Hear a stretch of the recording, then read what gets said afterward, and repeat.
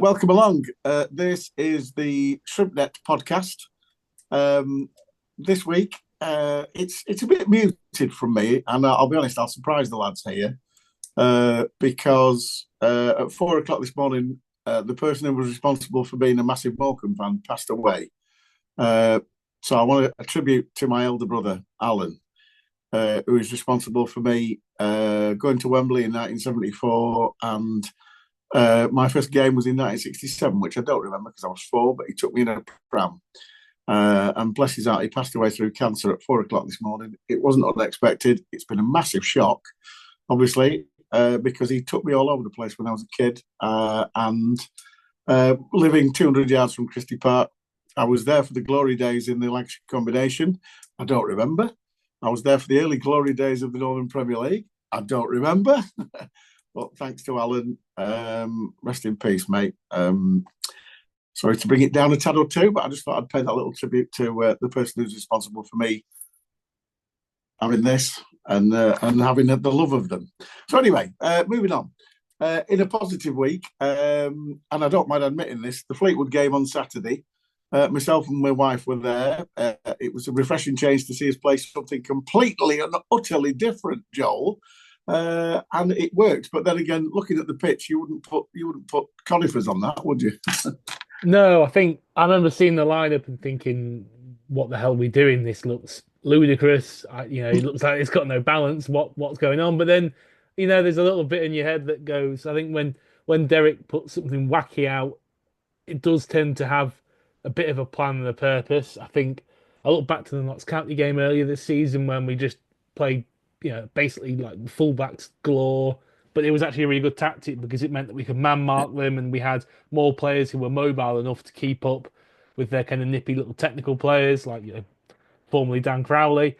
Uh, but then obviously there's been times where it hasn't always worked. I think I remember away at I think it was away at Mansfield. We did a bit of a change up last season. Yeah. Didn't really work. So, but generally, I think more often than not, they do tend to work, and Derek's got quite a good idea to be creative with things. And yeah, I think I hadn't been to the museum since New Year's Day, so You were surprised at the yeah, state, so I've the come into lack the of grass. yeah, so I've come into the pitch and I've thought, that makes a little bit more sense because Yeah, in the reality is, I think try and knock it about and play it nicely through the thirds on the way the pitch is at the moment, just it's not going to work very well. So I think hitting it up to Dackers, having Hallam Hope and Andrew Dallas really really nearby to pick up on the seconds, you know, flash the little touches to each other, and they both got a bit of an eye for goal.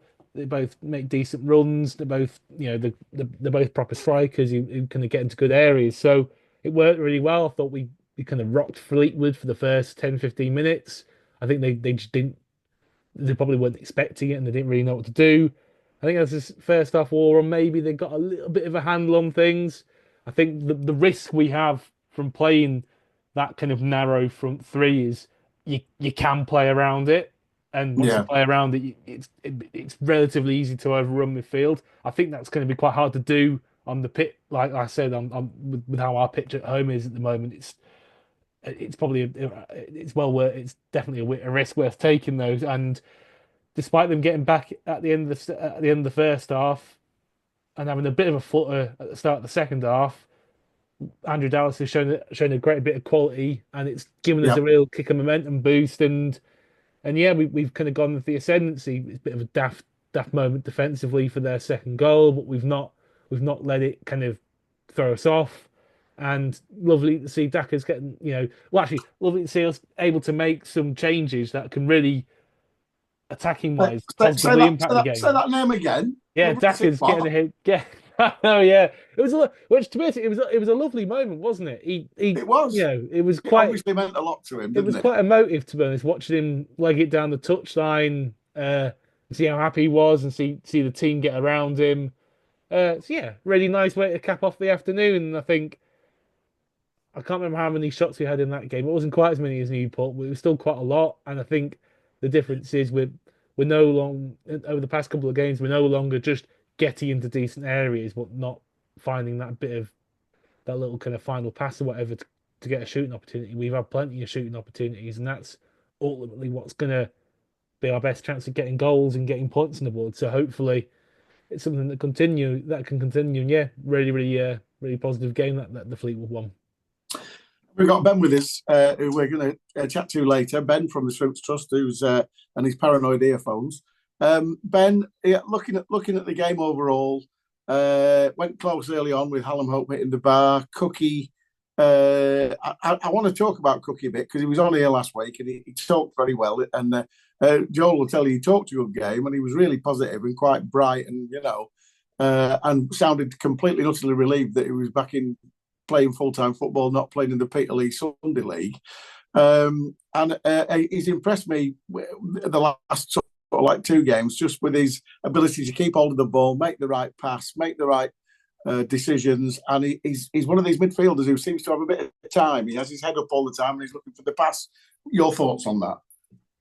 I agree. Yeah, he backs himself, doesn't he? He's I liked it particularly when the penalty was given at home to Fleetwood, and he was straight over to the ball, grabbed it, under one arm, and just put it into his chest, and was saying, it's me, it's mine. And the group were arguing like he's obviously got a bit of a bit of authority, and he's come in and he backs his ability, he's confident, which I want to see. And yeah, so the penalty was beautifully taken. But you're right in terms of his on the ball prowess. Like he's head up looking for options, isn't he? And actually, I think the most important thing for me was a few of the mutterings we heard when he signed was that actually you're not going to get a lot off the ball. He's not going to do too much. But for me, he's sat alongside either Harvey McAdam or Jan or whoever, and he's ran as much as the next person. So I really like what he does on. I like what he does off, and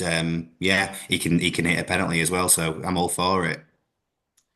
And yeah, obviously, we haven't really spoken much about Andy Dallas. A dream start, 2 goals in his first game. Looking at the Newport game, he had a positive effect on that as well. I thought his runs were good. I thought he used the ball really, really well. And I'll come on to Newport now. Obviously, we can speak about him there. But I just, for my 2 pence, I just think we've played 180 minutes against Youth Newport, and we've probably played well for about 160 minutes and not got a point, Joel. Yeah, no, it's very frustrating. Just a quick word on that Andy Dallas as well. Actually, I think the I think he watched some of the compilations of him prior to his time with us. You kind of see what he's been doing over the past couple of games. It's no surprise. He's got a great strike in him on both feet, makes runs into good areas, can hit them kind of from obviously bit of a variety of finishes in his locker.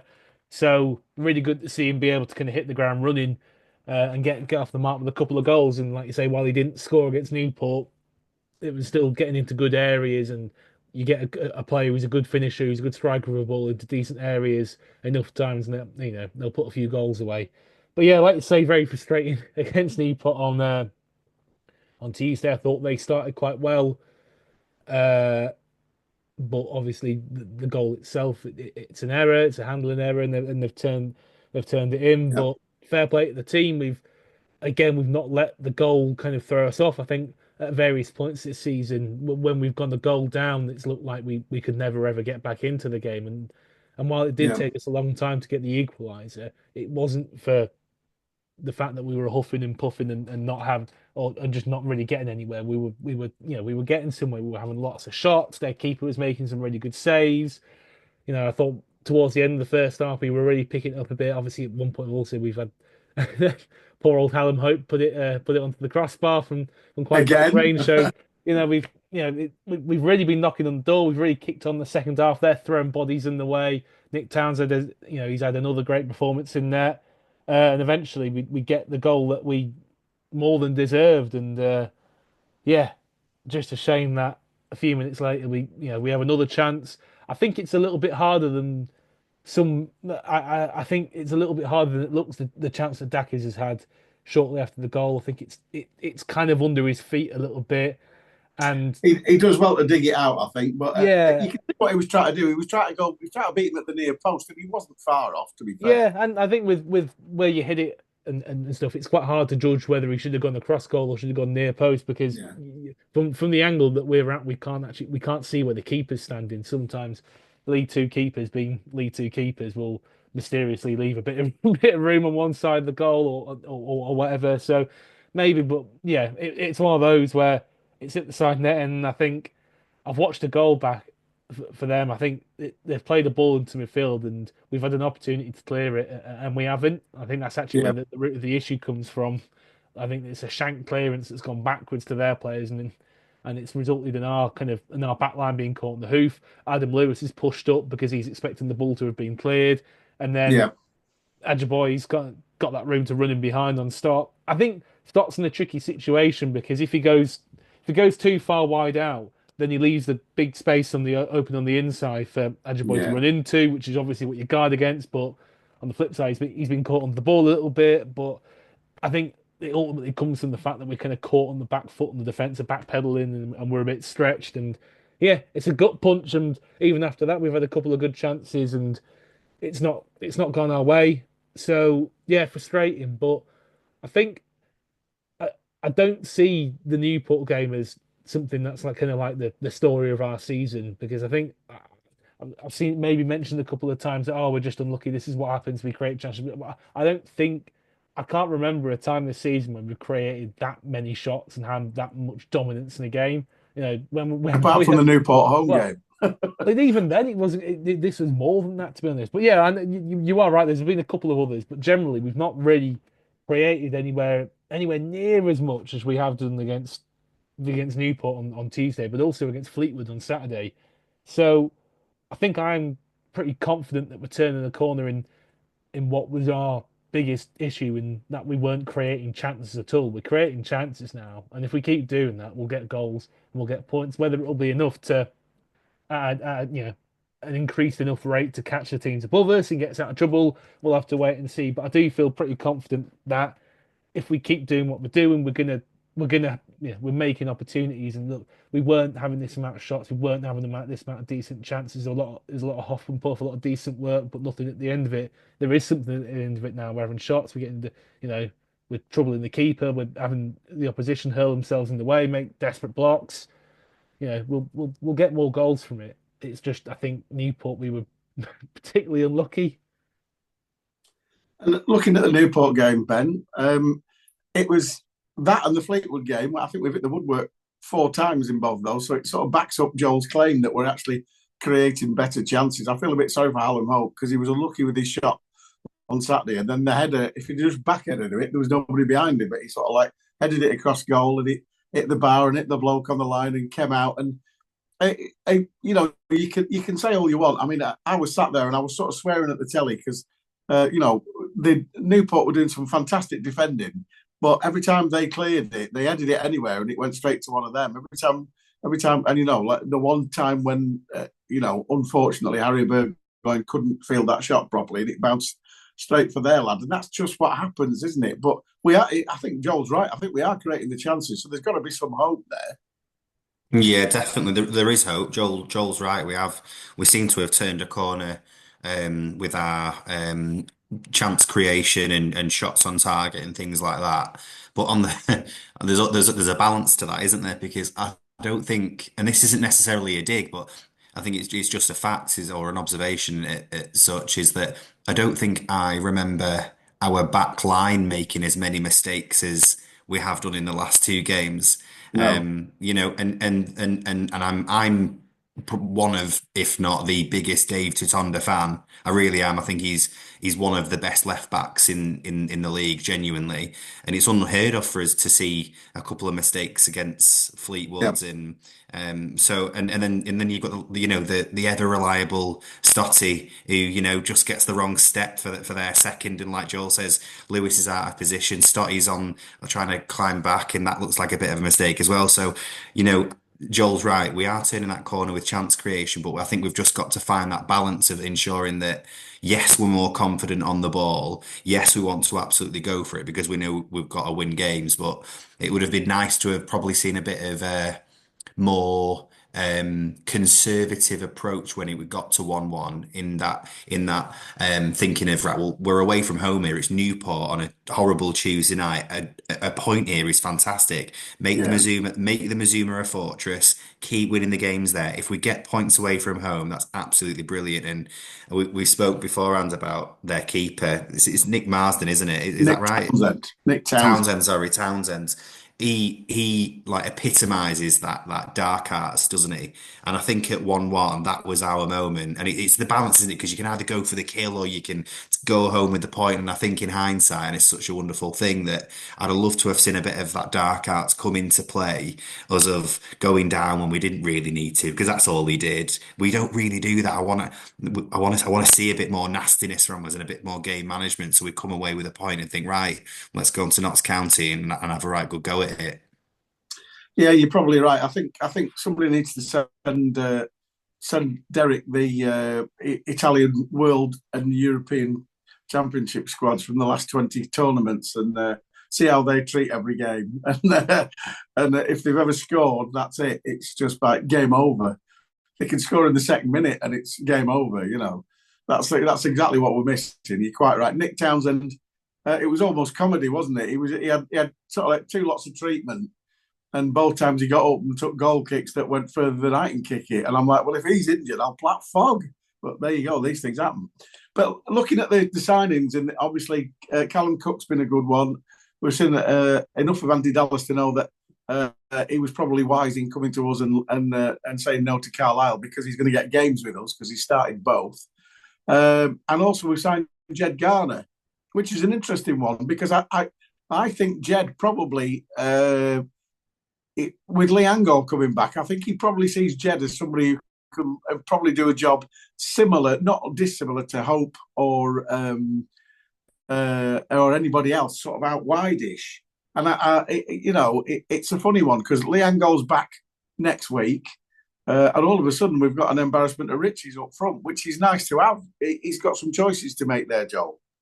Yeah, I think I was quite surprised when the kind of rumours started going about Jed Garn. I thought, yeah, we've got 4 centre forward options already with Angol coming back into the far. I think he's back. I think is he back in for the Notts County game? I think so.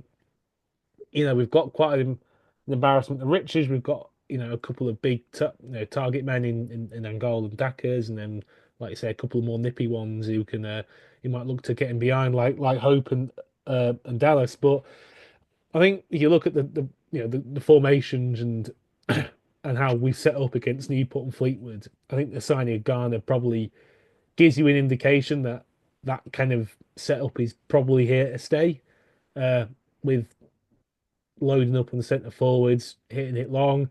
And I think one of the risks, I think I touched on it before, one of the risks of playing with that kind of narrow front three is it's something that you can play around maybe a bit. And perhaps the thinking is we get another striker and it gives us a little bit more room for rotation, for subbing people on 60 minutes to give the front line a bit of extra legs so we don't fade from the press, because the front line are going to have to work pretty hard to stop the opposition kind of getting through to midfield and overrunning there. So maybe that's probably part of the thinking, perhaps. But like you say, I think Jed Garner, like he's a decent footballer. He's got he can dribble a bit, he can carry the ball. He's got a decent shot on him. So he's somebody who can contribute, chip in with a few goals, gives us a lot of options.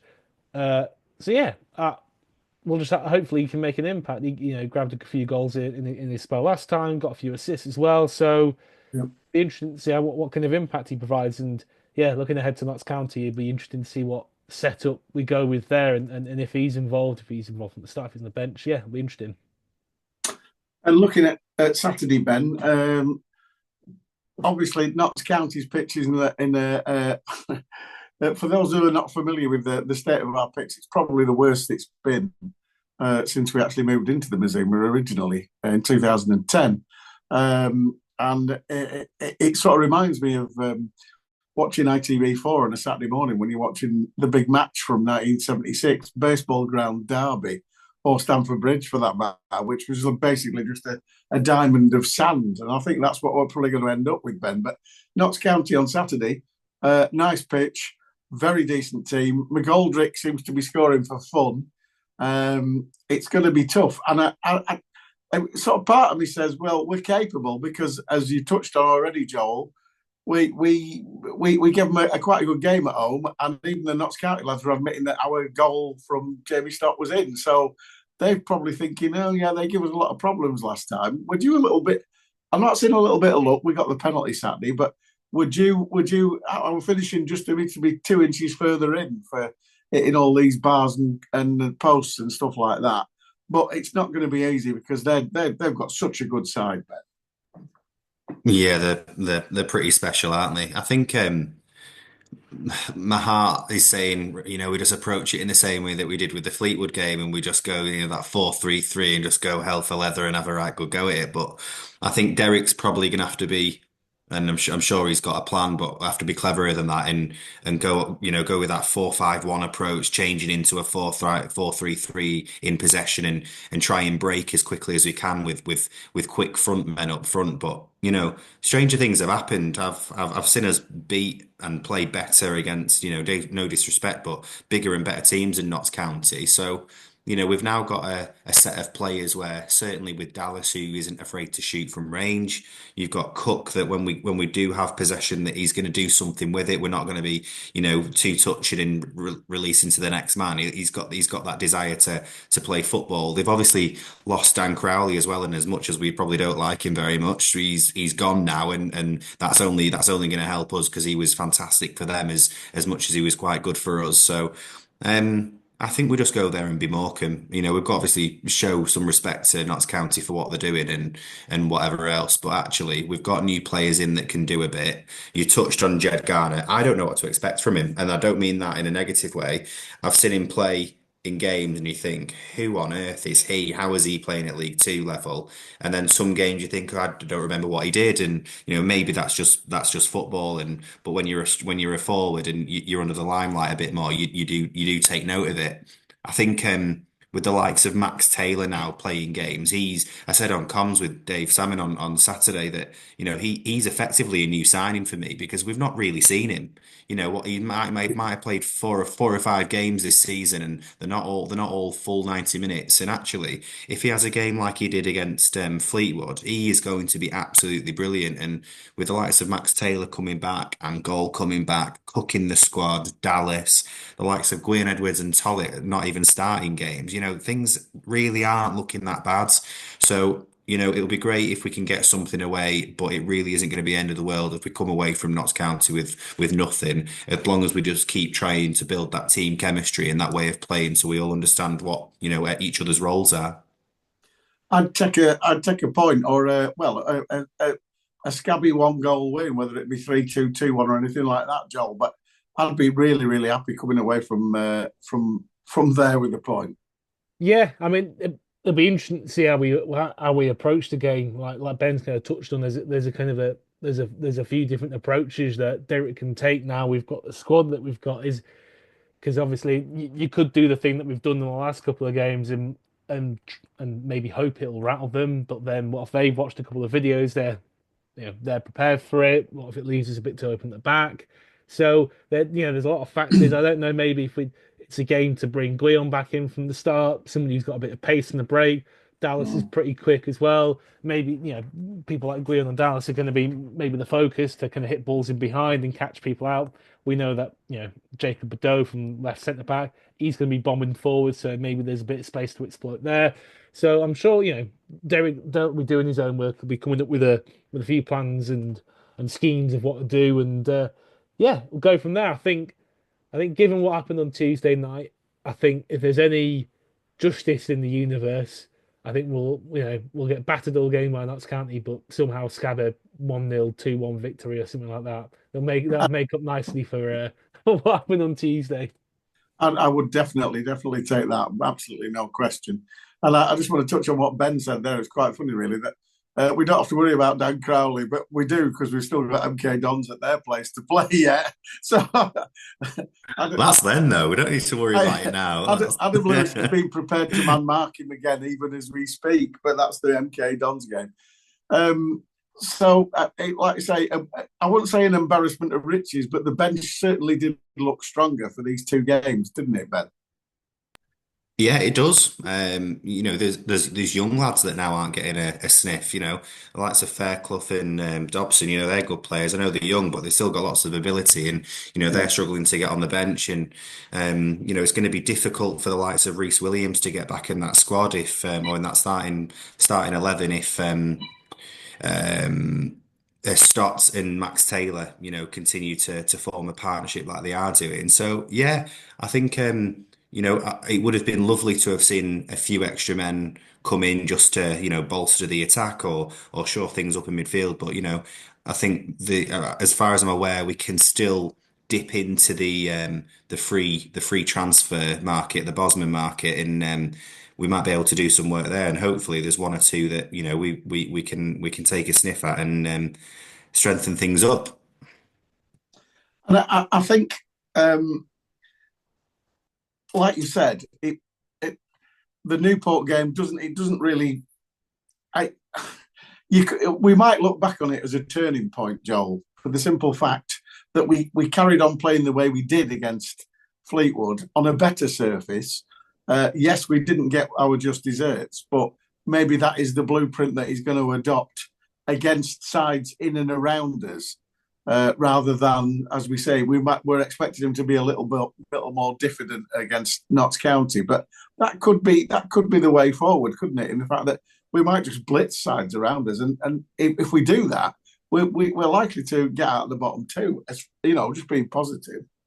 No, yeah, it definitely does give us a fighting chance. And like you say, I think Saturday away at one of the best sides in the division, I think that will ultimately be quite a big indicator of how Derek sees this tactic we use, and whether it's a thing we do every game, whether it's a thing we do most games, or maybe just leave out against, away to really good sides like Notts County. Yeah, it'll be interesting to see how he approaches things. I mean, it's interesting when you mention our form against teams around us, because we've done really well against teams around us. Well, barring Newport, but even then we played really well. We've just been really unlucky. But I think aside from the Accrington game where we were very Yeah. poor and Yeah. we deserved to lose that one, but I think aside from that, we've been the better side in pretty much all the games we've had in teams around us, and we've more often than not we've come away with a positive result, and hopefully we can keep that up. I think also it's worth noting as well. I think after we played Carlisle on Boxing Day, I think it was, we played we finally finished off playing the rest of the bottom six, and all those games have been away from home. So now we've played Tranmere at home, obviously, but the rest of the bottom six, we're still due to play them all at home, I think. So that's Yeah. that's quite a big positive as well. That's something worth looking at. Uh, I think ultimately the issue is, I think we can hopefully we can knuckle down and make sure we get those wins against teams around us. But I think the issue will be ultimately nicking points, nicking wins against top half sides, because I think that's been our struggle all season. We've kind of competed with them, but maybe we've just not had the quality to make the most of the small chances that you get. Yeah. Because when you're playing those top half sides and when you're not quite got as much in the game, you're ultimately going to get a bit less by means of opportunity. Maybe with that little bit of extra quality that we've now got going forwards, maybe that is something that can help kind of enable us to make the most of those moments and nick a couple of wins or a few more points here and there. I think, as per usual, I'm starting to sound like a broken record on here, because against obviously Crewe and Port Vale, we had numerous fans coming on the Morecambe FC fans page on Facebook saying, "You carry on playing like that, you'll be all right." And sure enough, 3 Newport fans appeared on Wednesday morning saying, "You carry on playing like that, you'll be all right." And I'm like, I'm sick of hearing it. I'm sick of hearing it. I don't care anymore. I don't care. To be honest, we could play like a lot of crap against Notts County and steal it 1-0. I don't care. It's got to the stage now. We've got plenty of games left, I know, but we do need wins from somewhere, and I don't care how we scab them. So that's why I'm not. I am at the start of the season. I'm always quite. Shall we say, I'm a bit of a purist. I want us to play the right way and do the right things. But at the moment, I just don't give a monkeys. Just scrap, get the points. like Ben said, a bit more shithousery, please, and let's do the dark arts better and start picking points up and being horrible. If people hate us, so be it. If we stay in the league, it's worth it. That's the end of it. So, moving on. We're looking now at the reason Ben's come on is because he's been mixing with the left wing radicals and the right wing testicles down in the corridors of power. Ben, tell us what you've been up to on behalf of the Shrimps Trust.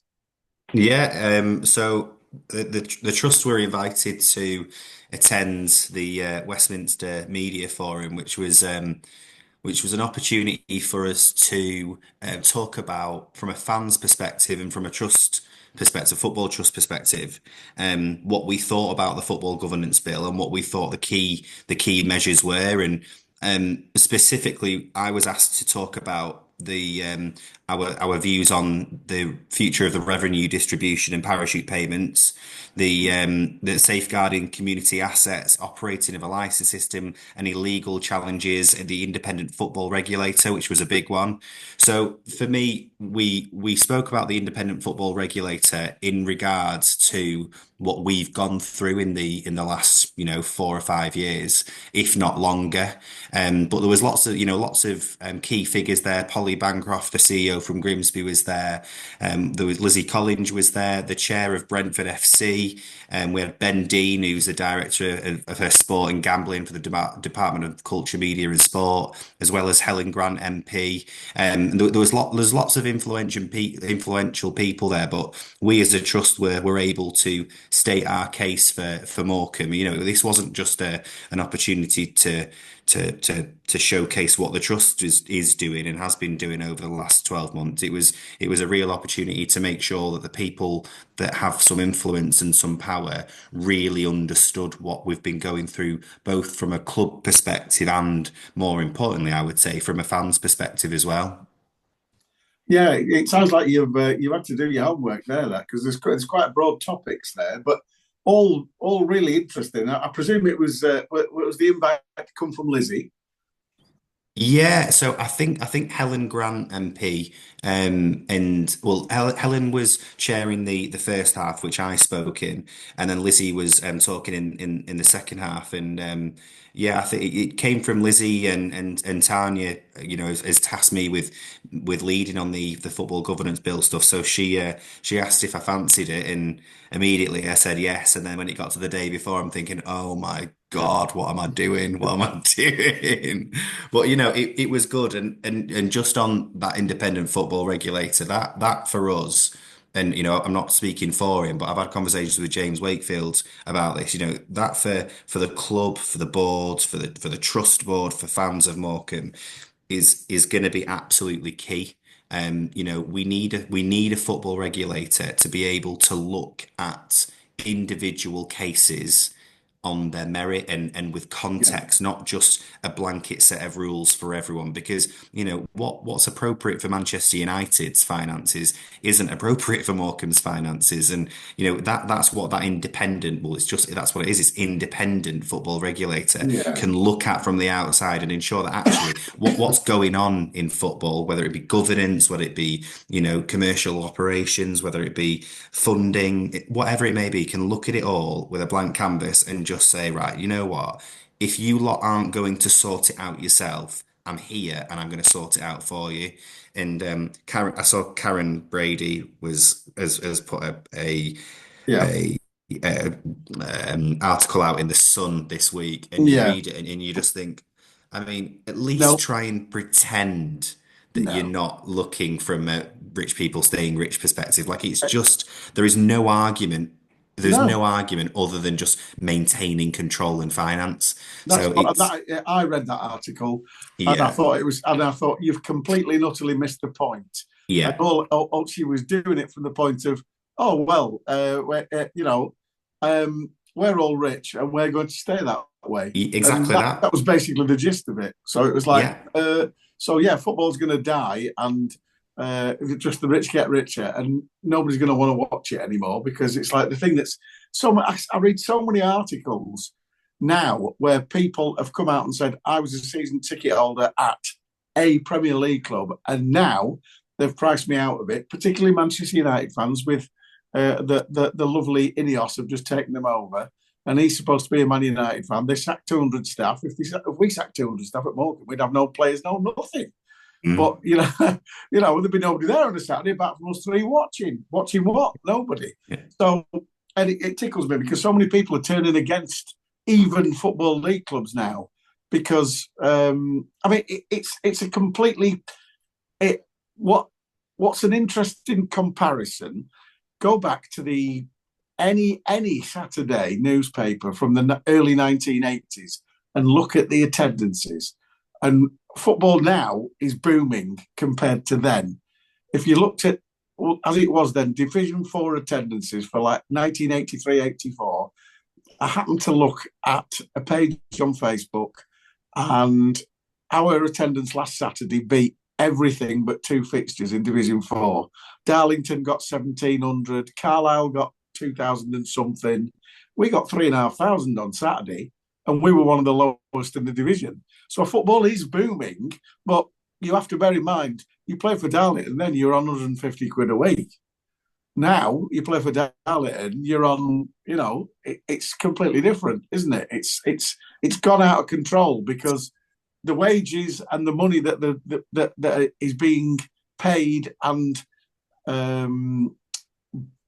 paid for by TV and advertising and gambling and things like that, it's all going to the top echelons. We're actually working off crumbs compared to where we were 40 years ago. And that's to the detriment of the working man who is now being priced out of going to his local football club week in, week out. And they just don't want to acknowledge it, Ben. And that was encapsulated in Karen Brady's article. Everything we've done is brilliant, and we're not changing it. Yeah, I guess you're right.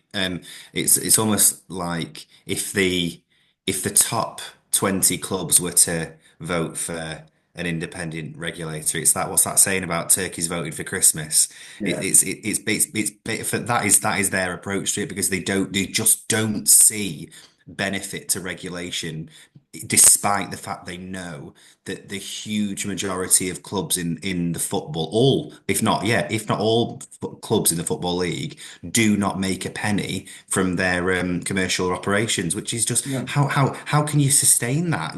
Well, the only way you can is if you've got an owner who's called Ryan Reynolds, who will pump the club full of money and make some cash back on the interest, but that's just not realistic for the most part. But another point on it is that Lizzie's been very good supporting Morecambe Football Club and the trust that Lizzie College is since she's become a member of Parliament, and to her credit, she's asked for the voice of the trust and she's asked for the voice of the club. And what is quite right from Lizzie's point of view is that she's also from her side asking for our bond group's ownership opinion on it as well. So she's also got the other side of it, the flip side of, how does, regardless if it's Bond Group or whether or not it's, Peter McGuigan or whoever, actually, what is it like for an owner to invest this kind of money? And at the moment, I'm taking all emotion out of it with what we think about Jason Whittingham, but that is the right thing to do, because then when you know that if an independent football regulator does come in, we've got all sides of it. We know what it's like for an owner that doesn't have billions of pounds. We know what it's like for fans who've got increased ticket prices. We know what it's like for a board of directors, players, or whoever. So she's doing it right, and she's making sure that everyone's voice is heard, and that's the fair way to do it. It is, yeah, and I just think it's something that's very much been needed for quite a while. And I sincerely hope, obviously, the Conservatives, when they were in government, were behind it, and thankfully Labour have continued that. I just think that there's definitely a need. How far they will actually go with it, that's the big question, isn't it? Yeah, it is. And I think it's been a bit of a baptism of fire for me because, I can't pretend that I knew loads about what the FGB was going to look like, or if there was ever going to be an independent football regulator. And we still don't at this point. We know it's closer, but we don't know. But what I would say to people is, if you're unsure about what this looks like or what it means or what it's even about, then either reach out to myself at the trust, or if they have a look at there's an organisation called Fair Game, and they are a very pro football regulator movement. A gentleman called Niall, whose surname has escaped me, but they are helping educate fans as to what it means if a football regulator came in. So if you're Yeah. listening and you're unsure of what it means, and have a look at Fair Game's website, because they've got all the information there, and you'll get a better understanding of what it'll mean for us as fans, and what it'll mean for Morecambe Football Club as well. Yeah, brilliant. Well, keep up the good work, Ben. And Cheers, Freeze. and thanks for representing us all. Because when it comes down to it, I'm sure there's a million and one supporters groups that wanted to be there. So you were pretty lucky in getting there and Yeah. delivering your heartfelt speech. So well done. Cheers. So, anything else from the trust, young Joel? Yeah, a couple of bits really. I think Good. we've got the Memorial Garden very, very close to completion. I think we should hopefully be announcing the kind of official opening day for that, and what the kind of pricing will be in terms of people getting plaques placed there. So it's really good to be able to kind of finally get that ticked off. And once again, big thanks to Matt Newsham for all his hard work over the last few months, seeing that over the line. I think there's quite well, to be honest, there's quite a few things. Obviously, I'm sure many of you will have read Tiny's Chairs update the other day. Yeah. We're looking at doing a couple of schemes, such as looking at putting junior reds, hopefully getting junior reds back on work, doing a bit of work with Morecambe FC Community Foundation. There's the Back the Lads campaign that we're looking at implementing, with kind of taking on board ideas to try and boost the atmosphere over the next coming over the end of the season, because obviously Yeah. it's quite a critical time on the pitch, so we need to try and just spur on things as much as we can, and as much as we can do as fans. We're looking at setting up an inclusion group as well, so we can kind of get a bit of a better idea of kind of what differing fans' needs are. So there's quite a lot going on at the moment. Obviously, Ben's explained fantastically all the stuff that's going on with the football governance bill, which again is it's a really good thing to be involved in. It's something that is really important for the game and the club itself, and to be able to have Ben represent and share a kind of a Morecambe FC voice on the matter. It's a real honour. It's Yeah. fantastic to be able to have that. So yeah, got quite a few things going on, as well as obviously all the various ownership sales saga stuff. So yeah, despite a bit of gloom obviously in January with the transfer restriction stuff and a bit of a panic around that, we are still, what's nice is we're still able to kind of put into place positive projects as a trust, which is what we've been aiming to do. And hopefully we'll in the coming months at some point we will be able to devote even more resource away from covering the ownership saga and towards doing positive things. Well, Punjab Warriors getting the. Did you see that stadium on the cover of their? That was obviously a conglomerate stadium, but it looked like Real Madrid, and I was like, oh, that'd be all right down our side that Tyson Fury is on. I'd settle for that. Can we have a team to go with it, please? Yeah, coming soon, it said. It's got an underwater casino as well. I don't know about you, but I've always wanted to play underwater roulette. That's it. I want Joel's covered a lot of things there brilliantly. Just one last thing I think to mention is the away travel. I know Pat is doing a load of work with away travel and really trying to get as many numbers as we can. But like Tanya documented in her chairs update, is that if it gets to 2 weeks before the fixture and there isn't the necessary numbers, it will just be a flat cancel. There's a lot of costs. There's a lot of time. It's really time consuming for Pat and the team that look after the away travel. So my call there is, if you're thinking about going away to watch the Shrimps, and fair play to you if you are, get on the Shrimps Trust coaches and book early, because then you know that you can get there safe and sound, and you're not having to worry about trains being cancelled. And yeah, that's my call for away travel. Yeah, good effort. Yeah, it's a shame. It's a shame where there isn't more going to Meadow Lane, but I mean, the ones that go will make a noise. They made fantastic noise at Newport the other night. Yeah, You could hear them all night, and it was absolutely brilliant. And like I say, the team and them deserved something more than that. So let's hope we scab it at Meadow Lane. Hurrah! absolutely. Yeah, damn right. I just want to. I'll finish here with the one thing that there was the main talking point for many people, and it was obviously Andy Dallas was the main topic of the conversation. But genuinely, so many people have said you can't. I mean, whether Dackers is good enough for this level or not, week in week out, I was pleased for the lad, and his celebration showed that he actually does give a massive shit, which is brilliant, and he deserved that goal because if you look at it again, watch it back, he's virtually level on the edge of the box with Adam Lewis when he gets it, and he absolutely tonks it to get on the end of it because he knows where Adam Lewis is going to put it. And I was watching it again thinking, hallelujah, he knows where he's going to put it, and he's got on the end of it, and it was a great header, and it obviously meant a lot to him, and he's only young, and like I say, he's Joel has his theory that he's a winger who was in a grow bag overnight. But yeah, he's probably right. But I was chuffed to bits for him. So well done, Marcus. It was brilliant to see. And well done on everybody staying behind and applauding them off. And the same on Tuesday night. Let's have more of the same. We said it last week. We'll say it again. We're not down until there's a big R by us on the table. There's loads of games to go. Get behind us. We've got another Lancashire hot pot next week with Accrington Stanley coming back to us. So we get something at Notts County, beat Aki. Who knows where we're going to be? The one thing I haven't mentioned is an interesting Carlisle appointment, Mark Hughes. Before we go, let's have a quick word on that, Joel.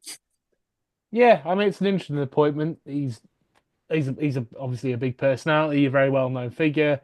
I think the worry for Carlisle fans would be the reason it kind of ended up not really working out at Bradford is because he had quite a slow, tepid passing style that wasn't particularly effective and ultimately didn't create very much, and they became a bit of a drag and a bit boring to watch, and he ended up losing the play.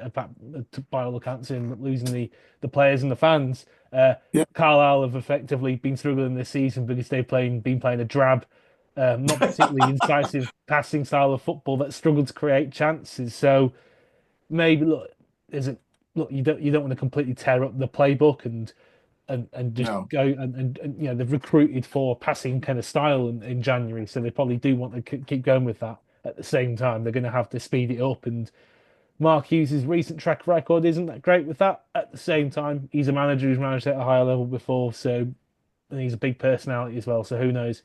He might turn it around. We'll just have to wait and see. And it's looking at it from a Morecambe perspective, Ben. Carlisle, they've got American owners, they've got plenty of money to spend. They've gone out and bought 11 players that the manager wanted, and before they've had time to gel, they've sacked him. And that doesn't seem really. I mean, I know they're in a precarious position, but so are we, and we haven't got any money to spend. So when you look at it in plain terms, it looks like a bit of a panic to me. Yeah, it makes you think, doesn't it? Were those 11 players signed by their version of what is a director of football, and this plan for Mark Hughes was always going to be, let's get him in as soon as he loses the next game, or was this actually, we've Yeah. we've given the manager the opportunity to buy players, he then gets tonked, and we think, oh God, this still isn't working, we get rid of him. Either way, it's not great, and I think Joel's right. As much as I guess he's a household name in terms of football, football history, isn't he? Everyone knows who Mark Hughes is if you know football. But he was, he did bits at Southampton and did bits at Blackburn in his management career. But then Bradford, he had a lot of opportunity there to do something mega and didn't. Could he keep Carlisle up? Of course he could, but I keep on saying I'm not really bothered about Carlisle because at the moment we're ahead of them and we still need to climb ahead of the team that's in front of us and the team that's in front of them and the team that's in front of them. Just keep climbing. So I'm not really too fussed about Carlisle. We just need to keep winning our games at home, get points away from home when we can do, and just focus on ourselves and go from there. But yeah, I think the final thing is obviously Carlisle, big team, 7,000 there against Swindon, get them seem tonked. The crowd weren't happy. Maybe they've listened to the crowd. That's fair enough. But they're on manager number 3 already this season. What's the betting? They might be on number 4 by the time they play us if they're still down there. It's a bit knee jerk for me, and it's not something, thankfully, the Morecambe board have ever done. In the fact that we're in a situation where obviously Jim Bentley jumped ship and got a better offer at Fylde. Before that, Sammy Mack agreed to run his contract down and leave at the end of that. So I think the last person we sacked was probably Jim Harvey, which was when he was fit to come back, and we stuck with Sammy. So it's a strange one, but it's who can complain at that, because Sammy got us up in the playoffs. So. But if you look at the track record, the board is actually quite patient and back the manager, and I think there's a lot to be said for that, even in our situation. I know I'll leave that one. We can discuss that at a later date. Thanks to Ben for his input. Thanks to Joel, as usual. We'll be back next week, hopefully, to talk about a positive, I don't know, scabby win or decent draw, whatever, at Meadow Lane. I'm hoping we're going to get something. Thank you for listening. Sorry about the emotional thing about me brother, but it did mean a lot to me. And thanks for listening.